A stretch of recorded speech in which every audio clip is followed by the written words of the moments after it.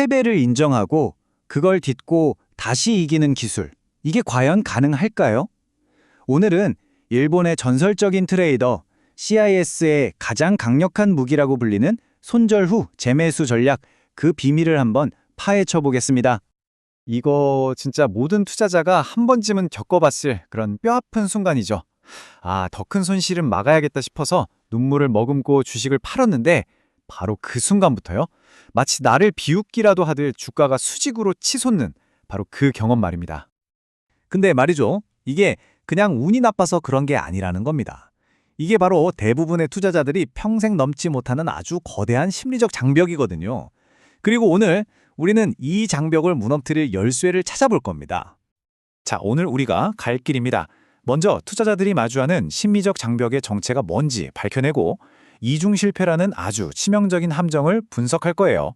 그리고 나서 전설적인 트레이더 CIS가 어떻게 생각의 틀을 완전히 바꿨는지, 예측을 버리고 대응을 선택한 그의 여정을 따라가 볼 겁니다. 그리고 마지막으로 재매수라는 기술의 핵심을 파헤쳐 보겠습니다. 자, 그럼 시작해 볼까요?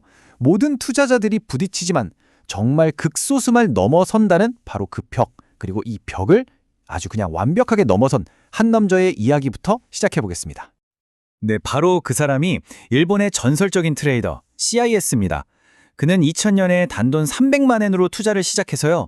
자산을 무려 230억 엔, 우리 돈으로 치면 2천억 원이 넘는 돈으로 불려낸 거죠.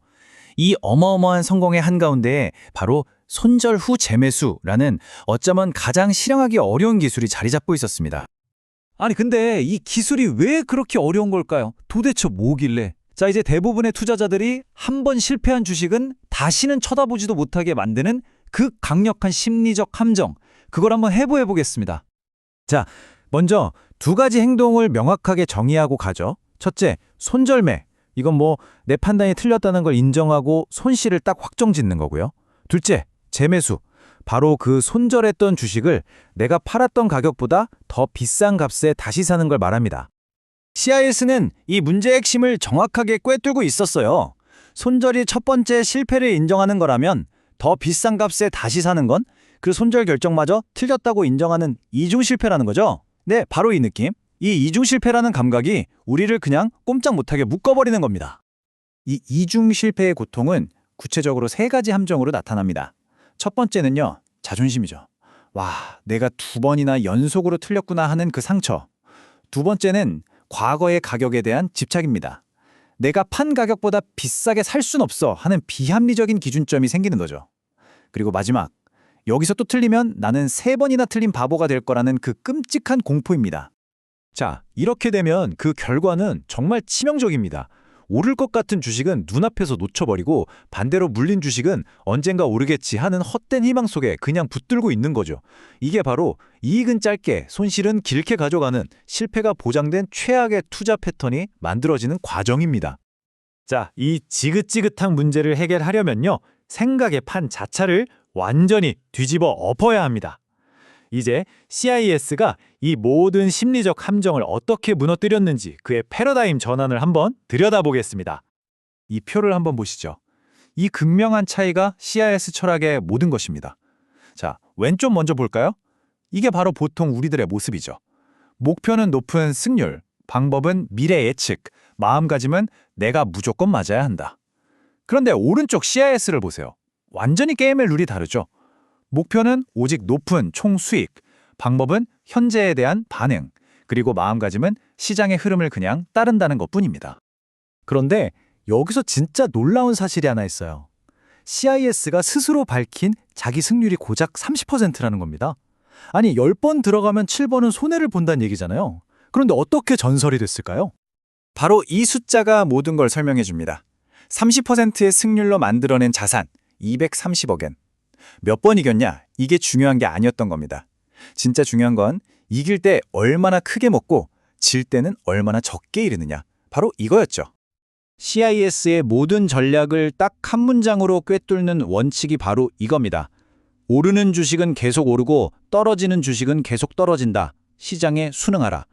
그는 시장을 이기려고도 예측하려고도 하지 않아요. 그저 지금 눈앞의 흐름에 몸을 맡길 뿐입니다. 그럼 이 철학이 어떻게 실제 매매 전략으로 이어졌을까요? 이제 CIS가 미래를 예측하던 투자자에서 현재에 대응하는 트레이더로 진화해온 그 여정을 한번 따라가 보겠습니다. 이 타임라인을 보면요. 그의 변화가 한눈에 들어와요. 처음에는 CIS도 우리랑 똑같았어요. 기업 가치를 분석해서 미래를 예측하려고 했죠. 그 결과는 1,000만 원이 넘는 뼈아픈 손실이었습니다. 이 비싼 교훈을 통해 그는 예측이라는 게 얼마나 의미 없는지 깨달은 겁니다. 그리고 마침내 지금 오르고 있다는 현재의 사실에만 반영하는 지금의 트레이더로 완전히 다시 태어난 거죠.